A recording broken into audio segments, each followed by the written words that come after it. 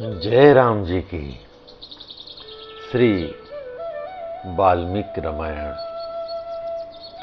अरण्य कांड प्रथम सर्ग।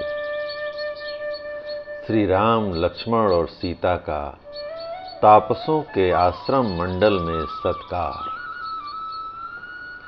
जय राम जी की। दंडकारण्य नामक महान वन में प्रवेश करके मन को बस में रखने वाले दुर्जय वीर श्री राम ने तपस्वी मुनियों के बहुत से आश्रम देखे। वहाँ कुश और बलकल वस्त्र फैले हुए थे। वह आश्रम मंडल ऋषियों को ब्रह्म विद्या के अभ्यास से प्रकट हुए विलक्षण तेज से व्याप्त था। इसलिए आकाश में प्रकाशित होने वाले दुर्दश सूर्य मंडल की भांति वह भूतल पर उद्दीप्त हो रहा था। राक्षस आदि के लिए उसकी ओर देखना भी कठिन था। वह आश्रम समुदाय सभी प्राणियों को शरण देने वाला था। उसका आंगन सदा झाड़ने बुहारने से स्वच्छ बना रहता था। वहाँ बहुत से वन्य पशु भरे रहते थे और पक्षियों के समुदाय भी उसे सब ओर से घेरे रहते थे।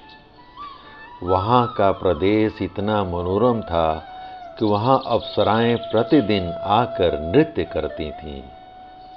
उस स्थान के प्रति उनके मन में बड़े आदर का भाव था। बड़ी बड़ी अग्निशालाएं, श्रुआ आदि यज्ञ पात्र, मृगचर्म, कुश, समिधा, जलपूर्ण कलश तथा फल मूल आदि उसकी शोभा बढ़ाते थे। स्वादिष्ट फल देने वाले परम पवित्र तथा बड़े बड़े वन्य वृक्षों से वह आश्रम मंडल घिरा हुआ था। बलि वैश्य देव और होम से पूजित वह पवित्र आश्रम समूह वेद मंत्रों के पाठ की ध्वनि से गूंजता रहता था। कमल पुष्पों से सुशोभित पुष्कारणी उस स्थान की शोभा बढ़ाती थी तथा वहाँ और भी बहुत से फूल सब ओर बिखरे हुए थे। उन आश्रमों में चीर और काला मृगचर्म धारण करने वाले तथा फल मूल का आहार करके रहने वाले जितेंद्रिय एवं सूर्य और अग्नि के तुल्य महातेजस्वी पुरातन मुनि निवास करते थे। नियमित आहार करने वाले पवित्र महर्षियों से सुशोभित वह आश्रम समूह ब्रह्मा जी के धाम की भांति तेजस्वी तथा वेद ध्वनि से निनादित था। अनेक महाभाग ब्रह्मवेत्ता ब्राह्मण उन आश्रमों की शोभा बढ़ाते थे। महातेजस्वी श्री राम ने उस आश्रम मंडल को देखकर अपने महान धनुष की प्रत्यंचा उतार दी।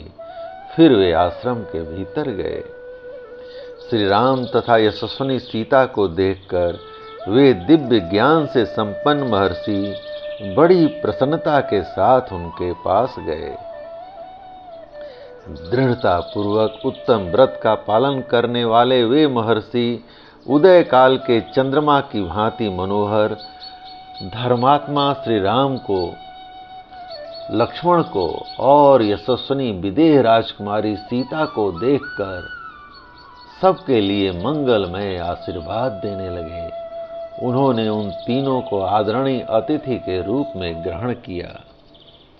श्री राम के रूप, शरीर की गठन, कांति, सुकुमारता तथा सुंदर वेश को उन वनवासी मुनियों ने आश्चर्यचकित होकर देखा। वन में निवास करने वाले वे सभी मुनि श्री राम, लक्ष्मण और सीता तीनों को एकटक नेत्रों से देखने लगे। उनका स्वरूप उन्हें आश्चर्यमय प्रतीत होता था। समस्त प्राणियों के हित में तत्पर रहने वाले उन महाभाग महर्षियों ने वहाँ अपने प्रिय अतिथि इन भगवान श्री राम को पर्णशाला में ले जाकर ठहराया।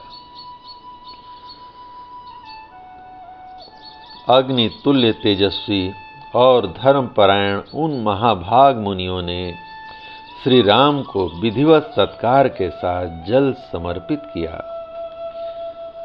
फिर बड़ी प्रसन्नता के साथ मंगल सूचक आशीर्वाद देते हुए उन महात्मा श्री राम को उन्होंने फल मूल और फूल आदि के साथ सारा आश्रम भी समर्पित कर दिया।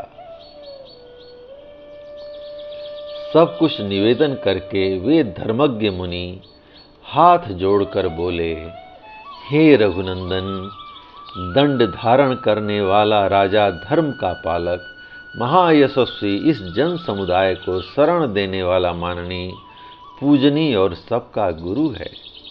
इस भूतल पर इंद्र आदि लोकपालों का ही चौथा अंश होने के कारण वह प्रजा की रक्षा करता है। अतः राजा सबसे बंधित होता है तथा उत्तम एवं रमणीय भोगों का उपभोग करता है। जब साधारण राजा की यह स्थिति है, तब आपके लिए तो क्या कहना है। आप तो साक्षात भगवान हैं। हम आपके राज्य में निवास करते हैं, अतः आपको हमारी रक्षा करनी चाहिए। आप नगर में रहें या वन में, हम लोगों के राजा ही हैं। आप समस्त जन समुदाय के शासक एवं पालक हैं। जय राम जी की। फिर ध्यान दीजिएगा, मुनियों ने क्या कहा श्री राम को। आप चाहे नगर में रहें या वन में, हम लोगों के राजा आप ही हैं। हम आपके राज्य में निवास करते हैं, अतः आपको हमारी रक्षा करनी चाहिए। आप समस्त जन समुदाय के शासक एवं पालक हैं। जय राम जी की। राजन, हमने जीव मात्र को दंड देना छोड़ दिया है, क्रोध और इंद्रियों को जीत लिया है। अब तपस्या ही हमारा धन है। जैसे माता गर्भस्थ बालक की रक्षा करती है, उसी प्रकार आपको सदा सब तरह से हमारी रक्षा करनी चाहिए। ऐसा कहकर उन तपस्वी मुनियों ने वन में उत्पन्न होने वाले फल, मूल, फूल तथा अन्य अनेक प्रकार के आहारों से लक्ष्मण और सीता सहित भगवान श्री रामचंद्र जी का सत्कार किया। इनके सिवा दूसरे अग्नितुल्य तेजस्वी तथा न्याययुक्त बर्ताव वाले सिद्ध तापसों ने भी सर्वेश्वर भगवान श्री राम को यथोचित रूप से तृप्त किया। जय राम जी की। इस प्रकार श्री वाल्मीकि निर्मित आर्ष रामायण आदि काव्य के अरण्य कांड का प्रथम सर्ग प्रभु श्री राम की कृपा से पूर्ण हुआ। जय राम जी की। जय राम जी की। जय राम जी की।